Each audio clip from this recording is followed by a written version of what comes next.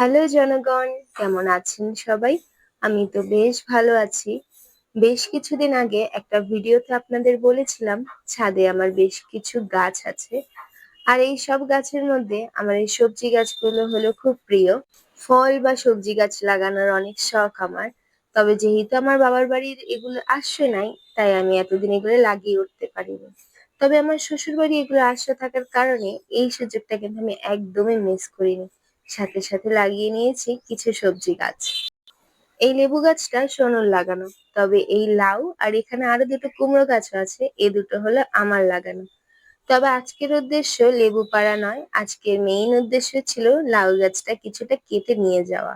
এই লাউ গাছটা তো বেশ বড় হয়েছে, আর যেটা দেখে আমি আর সোনু দুজনেই খুবই খুশি।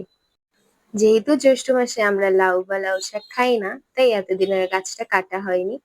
তবে মাস যেহেতু শেষ হতে চলেছে, তাই ঝটপট করে কেটে নিলাম অনেকটা গাছ।